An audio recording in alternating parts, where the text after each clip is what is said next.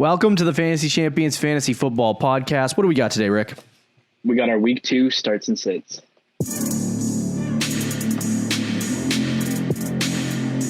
Welcome to the Fantasy Champions Fantasy Football Podcast.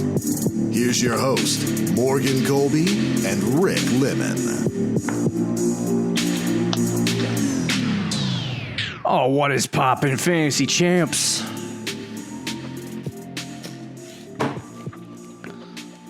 My name is Morgan Colby. I got Rick Lemon with me as always. What's up?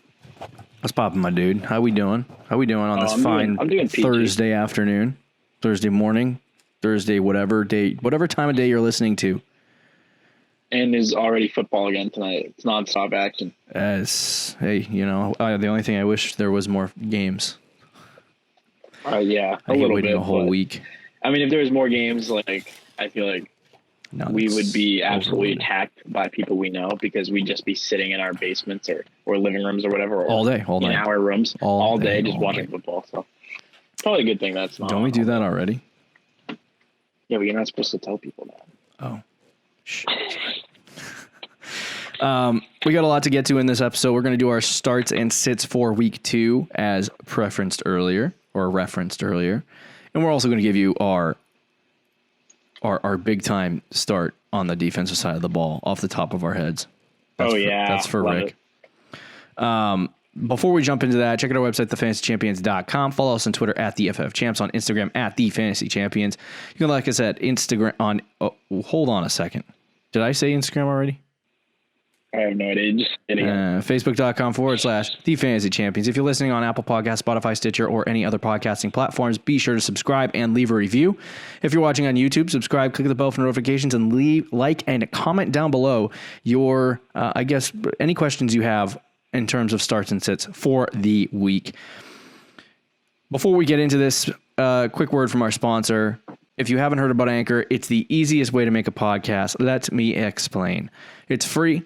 There are creation tools that allow you to record and edit your podcast right from your phone or computer. Anchor will distribute your podcast for you so it can be heard on Apple Podcasts, Spotify, or any other major podcasting platform. You can also make money on your podcast with a no minimum listenership. It is literally everything you need to make a podcast all in one place. So download the free Anchor app or go to anchor.fm to get started. all right, let's go. So let's talk about our week 2 starts and sits. We're going to start with the starts, and then we're going to go to the... what did we do last week? Did we do starts and then sits, or did we go by position? I think we did... I don't know. I can't remember. I don't remember either. All right, we'll just do the starts first. We'll go with the boring ones first. We'll do the sits first. Changing my mind mid-show. Okay. Because I feel like those are the boring ones, and the fun ones are the starts. Those are the positive ones. That's true. So we'll start with quarterback at the sit area. We're going to tell you to sit Derek Carr. Tell us why, Rick. I like Derek Carr. I think he had a solid week 1. Not really fantasy-wise, though. He only had 1 touchdown. I think that's kind of the thing with Derek Carr. He's a good NFL quarterback. Fantasy-wise, he's just not really the best because he doesn't throw for a ton of touchdowns. I mean, fantasy is all that. It's like an easy pick for sit. What is it? I said it's like an easy pick for sit. Right, yeah. And he's up against the Saints on Monday Night Football. They had 2 interceptions on Tom Brady. That defense is legit. They have always been, not always, but the last few years have really developed into a very solid defense. It's a primetime game as well. It doesn't seem like if Tom Brady and that Buccaneers offense kind of struggled, I don't think Derek Carr is exactly going to light them up. Yeah. So it's just a tough matchup for Carr, and he's not really someone that you're starting every week anyway. Yeah, even if you did start him this week against a good matchup. So it's a pretty easy one to bench Derek Carr this week. I think for me too, it's like I feel like in our home league we had somebody who owns him and starting him. I think. And starting him. So hope he doesn't listen to this podcast. So I think he's playing me. I think he's playing me actually. Oh really? Oh, I don't know. I don't remember. But anyway. I haven't looked at him. Yeah, I think for New Orleans, they have had a much more improved secondary. And for me, I think it's less about like, I think it's less about the fact that New Orleans has a good secondary, more about the fact that I feel like the Raiders are just going to like tuck and run the entire game. Probably, yeah. And Josh Jacobs will probably go ham. But I just don't like Derek Carr is just, he's not, we talked in the offseason a lot about how your quarterback needs to have the ability to rush the football. And I think you're going to see as the season goes along that there are some players that fit the mold, like Ben Roethlisberger this week. He had 24 fantasy points, something ridiculous like that. And he had a really decent week on Monday Night Football, but he didn't need to rush it. And so sometimes you get quarterbacks who will do that. And then other quarterbacks are just not like, he's going to throw for 200 yards and a touchdown, maybe 2. And he'll get you between 15 and 16, maybe 17 or 18 fantasy points against New Orleans, but it's not going to win you a game. So it's like, for me, it's like, you know, and then when you have the downside of New Orleans having the ability to turn the ball over, like you mentioned, Derek Carr could, you know, throw 250 yards and 2 touchdowns, but he also could throw 2 picks, which limits his ceiling, you know, and he's not rushing to get that back. Yeah. He's, you know, so he already has a pretty low ceiling. I think it's going to be a little bit tougher of a week for Derek Carr against New Orleans. So I would definitely sit him this week. You know, he's going to be a guy that is rarely startable, to be honest with you. Yeah. I mean, he didn't even have a bad week. It was against a good matchup and he only scored, I think, 14 fantasy points. Right. So against the Saints, it's just not worth the start. Right. The second guy on our list, running back James Conner versus Denver. I will also throw in there Benny Snell if he starts, or any Steelers running back that plays in this game. Yeah. Right now, James Conner is they're saying that he might play Sunday. We don't know. Right now it's up in the air. So I don't know if James Conner is going to play after his injury. But if you picked up Benny Snell off the waiver wire this week, and you're like, okay, I'm going to plop him in my lineup right away, I wouldn't do that. I would wait on the Pittsburgh Steelers running backs. This week, Denver played off against the Titans, and you might be thinking, oh, they gave up 110 rushing yards to Derrick Henry. You know, he also had 31 carries. They actually shut him down. I mean, especially if you watch the game, Derrick Henry was getting hit all over the place. I think he rushed for 3.6 yards per carry. Yeah. So they did a very good job defending Derrick Henry, and they're not the best defense, but they're not the worst either, and they have a very solid run defense. So it's not good anyway, and not to mention the fact that we really don't know what's going on in that Pittsburgh backfield. Is James Conner hurt? Is he the starter if he's healthy, or do they want to give Benny Snell options? It's just there's so many question marks that if you just have a better, more safer, secure option, go with that. Because even if like you think Snell's going to start, how good is he going to do against a Denver rush defense? So there's way too many question marks to start either one of these guys. Yeah, for this week. I would agree with you there, and I think the other thing too is, especially if it is James Conner this week, he looked bad. He did in his last against game the Giants when he was on the field, and that was right against the Giants. I don't know about James Conner. I liked him going into the year, but the second he left the game and they had Snell in, I think he ran like 15 times for 100 yards and, something like that. And Benny Snell was out there destroying the Giants defense, and James Conner couldn't figure it out. So he just doesn't look like the same quarterback the same running back. I tried to correct myself before you did. He's not the same running back that he was when he was playing with, or not playing with, but when he was in his early part of his starting career. So, his first season he was very good, taking over for Le'Veon Bell. But since then, he's just nothing but injuries and bad play. So at this point, I would even say he might be somebody that you can't even sell him because he's too low. But I don't want him on my team anymore. If that's the case. No, I mean, I really, if I don't have Connor I have him in one league actually, in a dynasty league, but I can kind of afford. I have a deep bench in that league, and I'm not going to be he's going to be just sitting on my bench. I really don't want much part of James Conner right now. Yeah, when Snell took over, he had 19 carries for 113 yards. Right. And Conner had 6 carries for 9 yards. So wow, big difference there. So even if Conner does start this week, how long is he going to be the start? How many carries is he going to get to? They might split. So it's just not a great situation fantasy wise, at least for this week. I mean, if Snell goes up and gets another 20 carries for 110 yards, then I mean, he's going to become a real solid fantasy option. But as of right now for this week, I'm not starting either guy. Yeah, I agree. At wide receiver, our sit of the week is Sammy Watkins. And, coming off an impeccable week 1 performance against the Houston Texans, who aren't really known for their defensive prowess at this point, with the exception of J.J. Watt. You now see Sammy Watkins going up against the Los Angeles Chargers. They have a very good defense. They held this week. I'm trying to remember who they played. It's lost on me, and I watched the whole game. The Chargers? Yeah, the Bengals. Thank you. They held the Bengals, which is not a hard thing to do, to 13 points, I believe. But Sammy Watkins is their glorified slot receiver. And Tyler Boyd had a lot of trouble this week getting going in the game. Yeah. So I would expect that Sammy Watkins would face that same kind of hardship, at least in the early portion of the game, because they had a pretty easy go about it when it came to shutting down Watkins. Shutting down Tyler Boyd. So Watkins against Los Angeles, I would definitely sit him. Yeah, no. My brain's not functioning today. You're just tired. It's okay. Happens to the best of us. I'm ready for football, but I'm like gonna fall asleep in the middle of this. It's a horrible game, by the way. You had a long day at work. It's all good.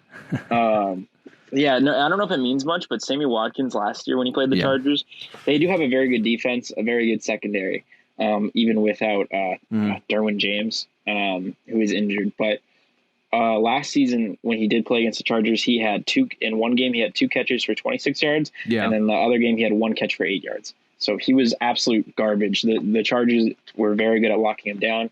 As you said, they did a good job defending Tyler Boyd this past week. So if Watkins plays a slot, I think the Chargers it seems like they have success against slot wide receivers so far this year. Right.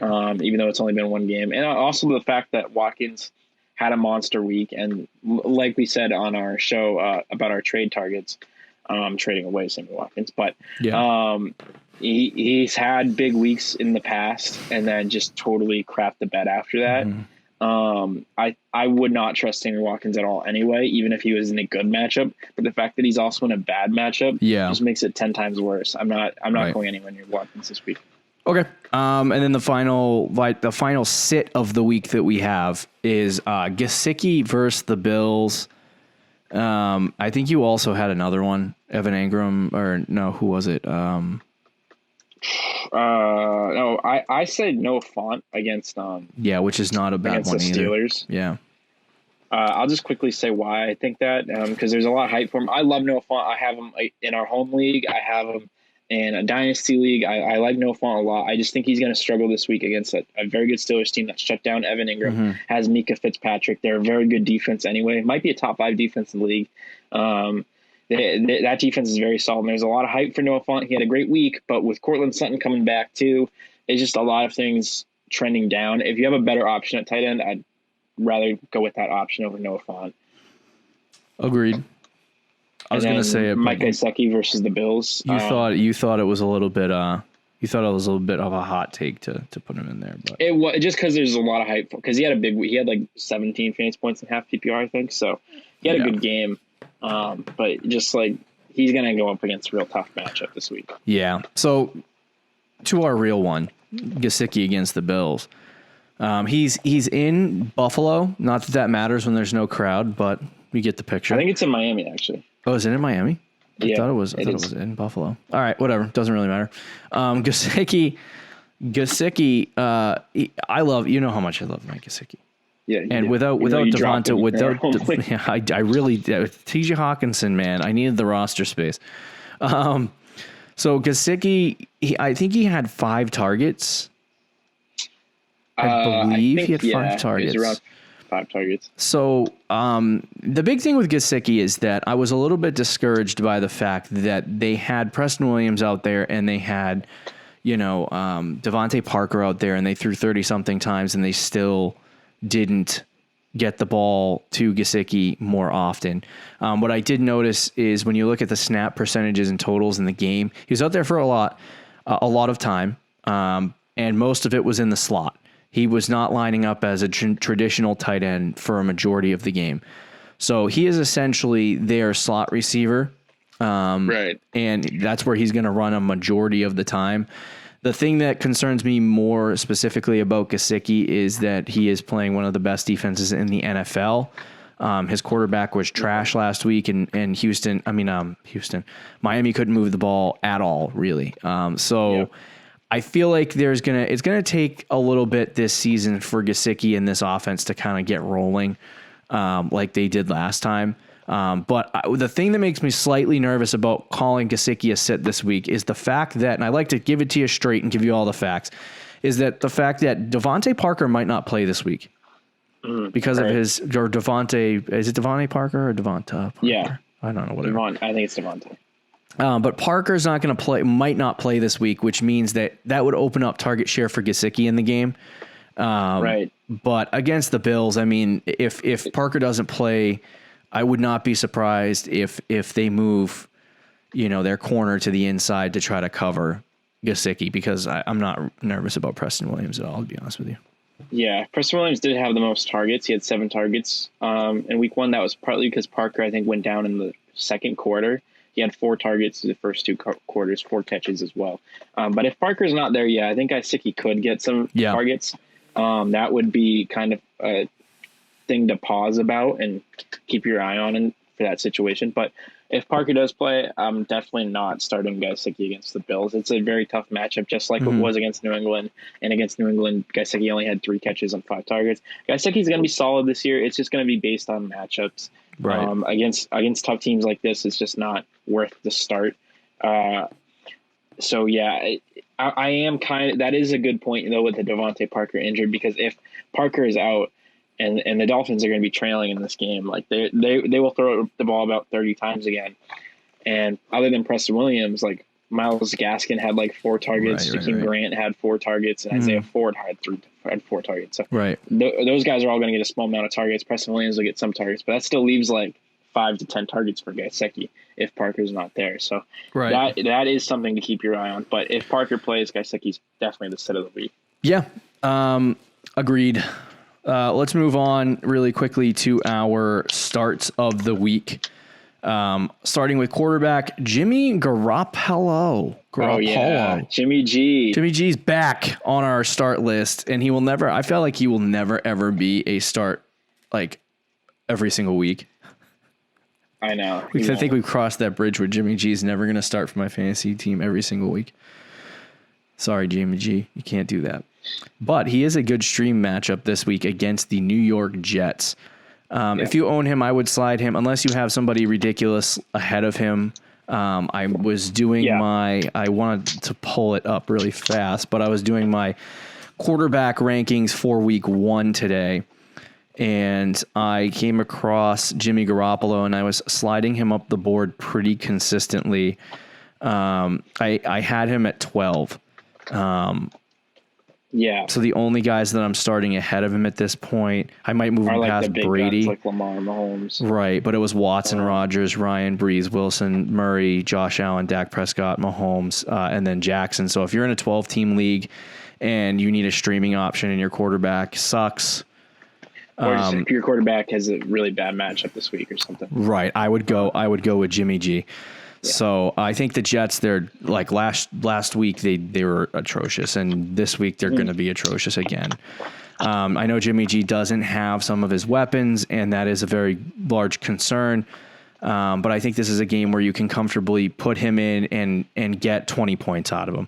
The only concern I do have is that San Francisco has this way about playing where if a team can't keep up with them, they just kind of just pound the ball on the ground and get like a big lead on the ground. And then Jimmy G like upsets. And I noticed I picked him as a start a bunch of times last year, and that just kept on happening, which is so friggin' frustrating. So that could be a situation this week, but I really do believe that Jimmy G is going to get 20 fantasy points this week. Yeah, I think he'll get about 20 points. I think that might happen. But the Jets are so bad that they could rush three. They could have 3 rushing touchdowns and still have two passing touchdowns as well for Jimmy.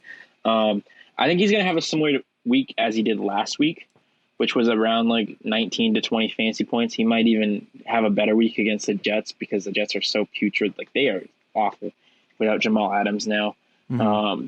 And that defense was not good anyway. It was average, and they lost by far their best player on defense, or just best player in general. So It is a bad matchup. Or a good matchup, I should say, for Jimmy G.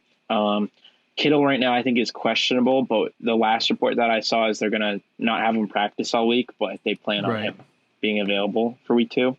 So that would be good news if he does play. But I think he played half the game without Kittle. I'm pretty sure Kittle got injured at some point and left the game when he had that ankle injury. And also Brandon Ayuk, I think, is expected to make his debut this week. So that's going to help the wide receiver room, which was not good. Garoppolo, if you watch the game, he missed some throws, but against the Jets, he should absolutely be a start. Yeah. Totally agreed. Let's move on to the running back, David Montgomery. He is facing the New York Jets. Now, last week he had 7 fantasy points, but he only had 13 carries, and it was because they were in a bad game script for a majority of the game. But what you did notice in that game was that David Montgomery was a lot more efficient this year. Last year, he had a hard time every single game getting over 4 yards a carry. On Sunday against the Detroit Lions, in his 13 carries, he had 4.9 yards a carry. In a Browns offense, in a Matt Nagy offense that doesn't really have success running the football on a regular basis, and Montgomery, I'll tell you, he did not have success last year running the football. No. To get 4.9 yards a carry is very encouraging. Very, very encouraging. So he may not have had the best week last week, but I expect him to go out this week and have a really great game. Last year, he had one game, I believe it was 1, 2, 3, 4 games over 4 yards a carry on the entire season. Oh. And, I'm sorry, I missed 2. It was 6 games over. So there was 10 games where he just didn't get over, and there was several games where he had 1 or 2 yards a carry, which is even worse. Yeah. So for David Montgomery going up against the New York Giants, it's going to be an easier matchup for him. They don't really have much going for them. They had Benny Snell run for 100 yards against them. So I'm not concerned about that. I think Montgomery's going to go out. If they can find him some goal line work and some red zone work, he's going to have a really great game. Yeah, it's a great matchup for Montgomery, and he's also a player that, you might be like, oh, he didn't have a good week 1, and I don't really love the player anyway because nobody other than you really does. But it's a fantastic matchup, and he's going to have a better week than people think, and people are going to be sleeping on Montgomery this week. But against the Giants, Benny Snell, like you were saying, he rushed for 113 yards on 19 carries, about 6 yards a carry, 5.95 to be exact. Yeah. If he can do that, I think Montgomery can rush for about 5 yards a carry like he did this past week. Right. And if he does that, I think the Bears will probably be in a positive game script against the Giants, or better so than they were with Detroit, where they were losing the entire game. Mm-hmm. So if he gets some goal line work as well, like you were saying, he's in line for a 90-yard rushing game with with a touchdown this weekend, maybe 2 catches. Yeah, which is going to be very, very solid RB2, high end RB2, low end. Right. I guess I agree with all of that too. Hollywood Brown is our next wide receiver, Marquise Brown. Houston, we talked about Houston several times on our previous Starts and Sit show, I believe. And we talked about Houston on this episode of how Sammy Watkins torched them because they suck. Houston's doesn't have a really good pass defense. So, and Hollywood Brown, I think, had 13 fantasy points last week. One thing that I did note in the game on Sunday with the Ravens is that Lamar ran it less and he passed it more, which is impressive. And he continued to be efficient through the air like he was last year. If that trend continues, Hollywood Brown will get the opportunity through the air that I don't think many of us anticipated him getting if they were going to run it as much as they did. So against Houston, I mean, if the guy gets 8 or so targets, he is primed for not only success, but he also has the ability to create massive plays that turn into touchdowns. This guy, I think he had 13 fantasy points last week. I think this week against Houston, he can do that and then score a touchdown and, get himself into the 15 to 18 conversation. So he should be in your starting lineup if he's on your bench.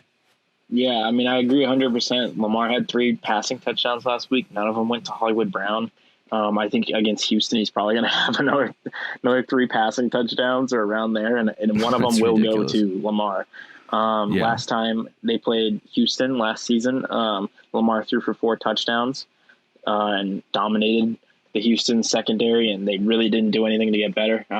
I know it was a tough matchup last week, but Mahomes torched Houston as well. Right. Hollywood Brown, I think, he's in line he might not get a ton of catches, but he might get like 4 or 5 catches for 100 yards again, this past week, and then you can throw a touchdown in there on top of it. Yeah, agreed. And then the final position that we have here is tight end Hunter Henry versus the Chiefs. This is a Rick draw. I don't believe in Hunter Henry whatsoever anymore. I know you don't, but he had 8 targets this past week against the Bengals, and I think he's going to get about 8 targets again this week against the Chiefs. They're in a negative game script. They're probably going to be losing. They're going to be throwing the ball a lot in the second half. Yeah. I expect Henry to get another 7-8 targets.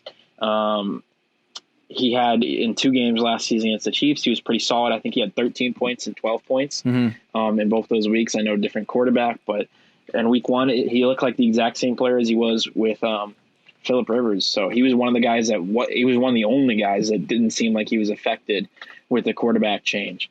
So I expect Hunter Henry to have another solid week. I'm not saying he's going to go out there and get 30 fantasy points or anything, but at the tight end position, if you're confused on who to start and it's like Hunter Henry or Mike Gesicki, I would lean Hunter Henry in line for a solid 13, 14 point week. Okay. I like it. I think Hunter Henry is good, but I'm not going to offer any more guidance on that.